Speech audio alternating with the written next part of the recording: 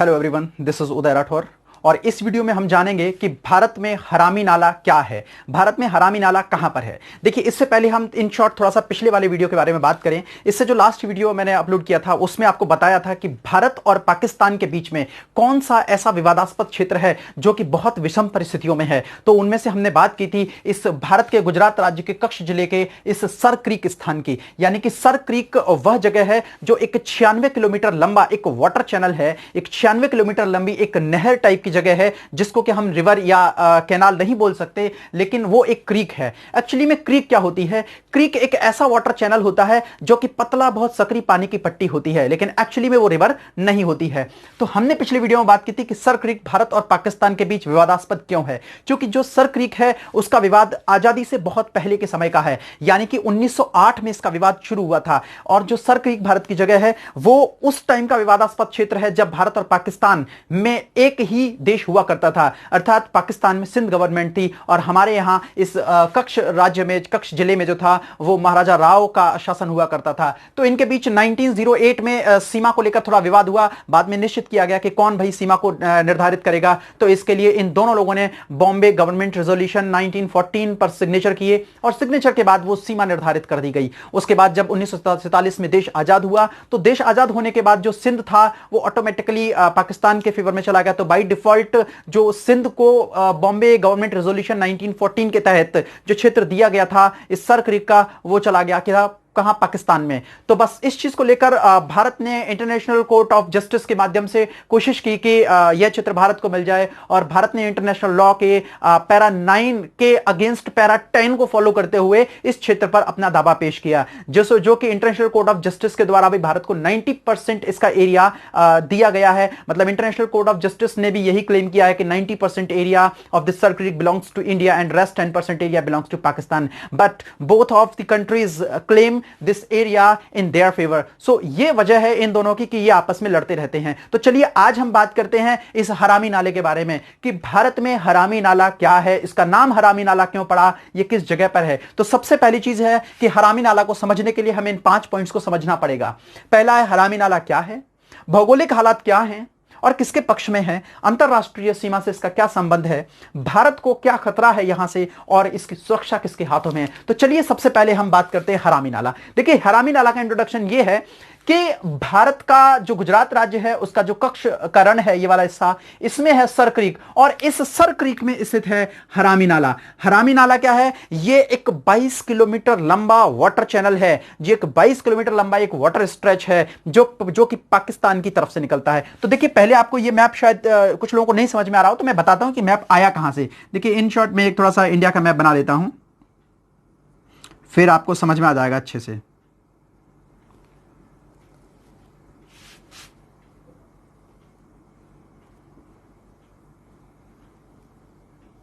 ये वाला हिस्सा है जिसके बारे में मैं बात कर रहा हूं, ये गुजरात, ये भारत का गुजरात राज्य है। तो भारत के गुजरात में जो कच्छ कारण है, इस कच्छ कारण ये पूरी तरह से दलदली क्षेत्र है, नमकीन सफेद रेगिस्तान है, यहां की परिस्थितियां बहुत ज्यादा विषम है। इसके आगे हम चलें तो यहां पर है सर क्रीक और सर क्रीक में है 22 किलोमीटर लंबा हरामी नाला। चूंकि यहां का तापमान दिन में 50 डिग्री सेल्सियस तक रहता है और नमी इतनी ज्यादा है कि यहां पर रुक पाना बिल्कुल भी आसान नहीं है, इसलिए यहां पर पेट्रोलिंग करना या हमारे आर्म्ड फोर्सेस को यहां पर पेट्रोलिंग करना और यहां पर सुरक्षा करना बहुत ही मुश्किल काम है।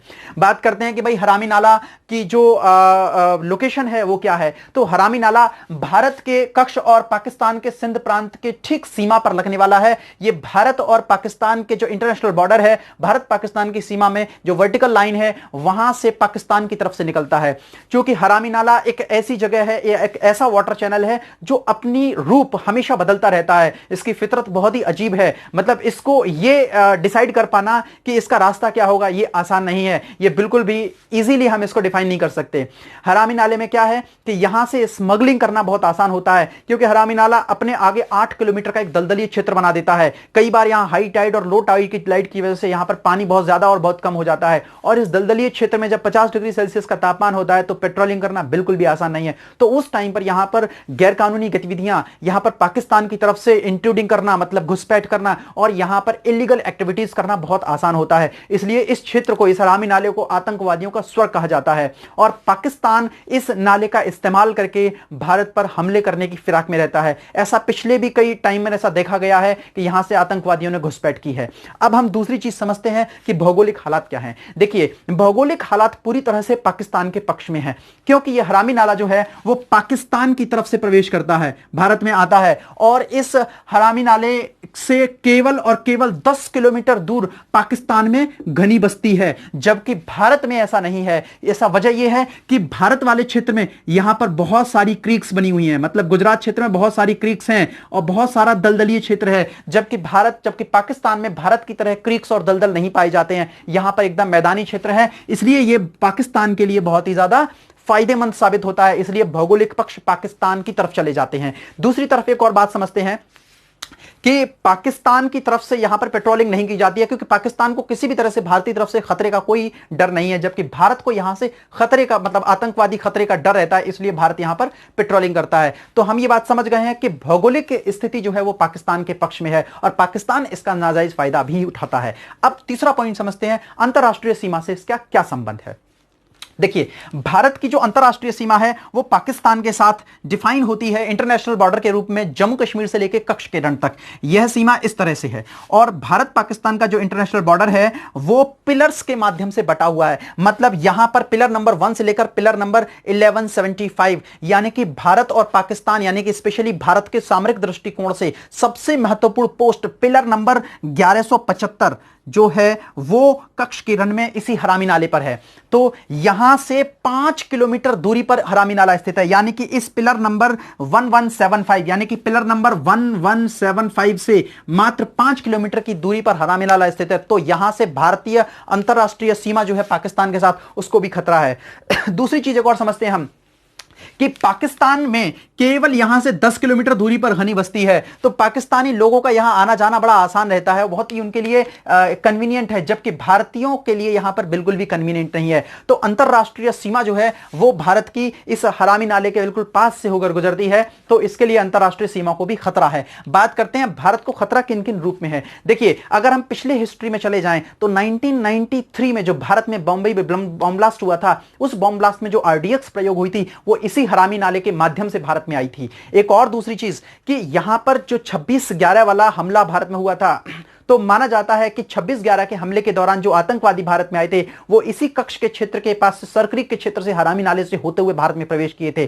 तो इस तरह से यह जो क्षेत्र है वो भारत के लिए बहुत ज्यादा खतरा है। क्योंकि इसका नाम हरामी नाला रखा ही इसलिए गया है क्योंकि यह अपनी फितरत बदलता रहता है, अपना रूप बदलता रहता है। या हाई टाइड या लो टाइड आने पर हम इसके जो डायरेक्शन है उसको हम बिल्कुल भी डिफाइन नहीं कर सकते, इसको हम बिल्कुल भी इस तरह से नहीं कह सकते कि ये इसका बहने का क्रम ये है, इसका बहने का रास्ता ये है। ये एक अनसर्टेन वाटर चैनल है।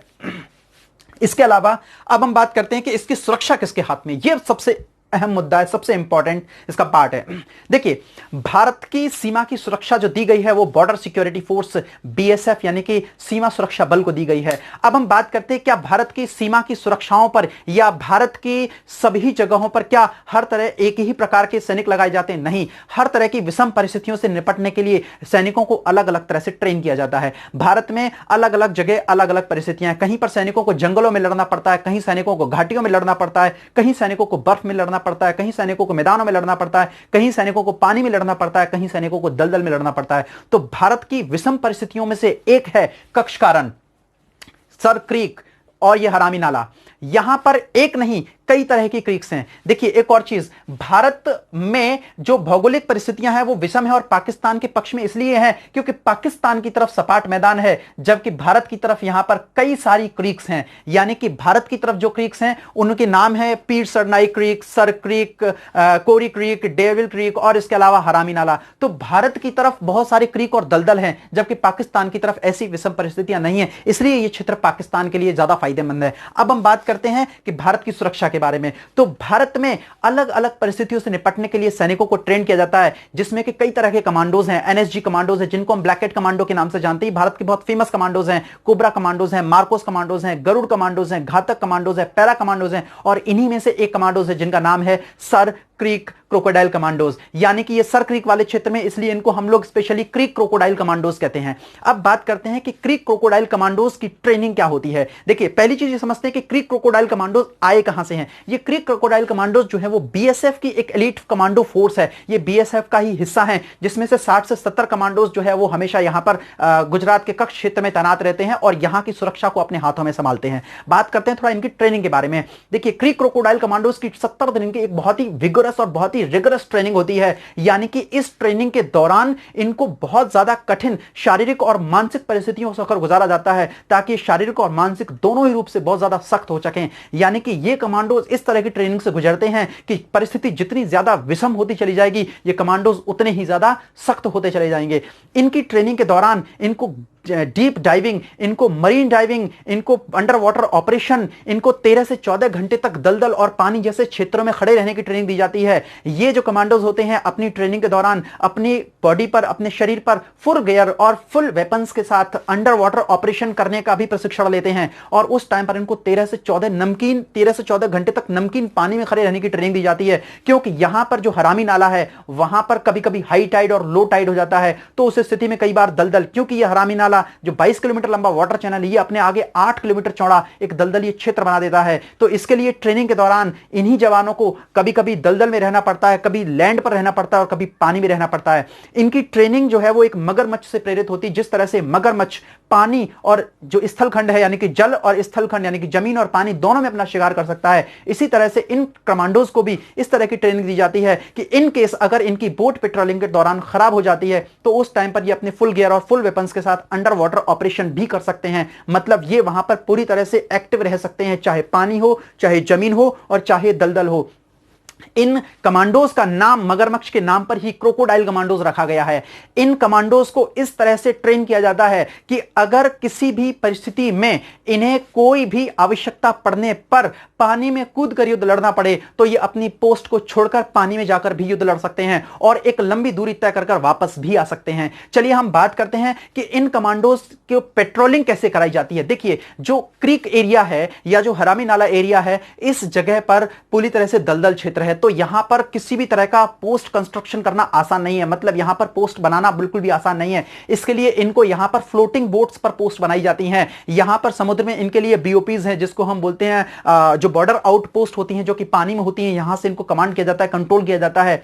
तो ये लोग किसी फ्लोटिंग व्हीकल पर अपनी पोस्ट रखते हैं। यहां पर बीएसएफ की 4 यूनिट्स है, जिसमें से एक यूनिट परमानेंट फ्लोटिंग बोट पर हरामी नाले में तैनात रहती है। बात करते हैं किस प्रकार के वेपन से लैस होते हैं। तो देखिए, जो हमारे क्रीक क्रोकोडाइल कमांडोज हैं, जो बीएसएफ की एक एलीट कमांडो फोर्स है, इनको 5.56x45 X95 असॉल्ट राइफल से लैस किया जाता है। ये एक बहुत ही घातक राइफल होती है जो कि 3 किलो वजन और 59 सेंटीमीटर लंबी होती है। और इस राइफल को 2003 में इजराइल की वेपन इंडस्ट्री ने बनाया था। और इस राइफल का जो डिजाइन है या इस राइफल को जो बनाया गया वो स्पेशली आतंकवादियों, उग्रवादियों और किसी तरह के जो नक्सलाइट्स हैं, जो नक्सलवादी लोग हैं, इनसे निपटने के लिए ही इसको बनाया गया है। ये एक बहुत ही सटीक निशाना करने वाली राइफल होती है, जो कि 700 मीटर की रेंज तक एकदम सटीक निशाना लगाती है।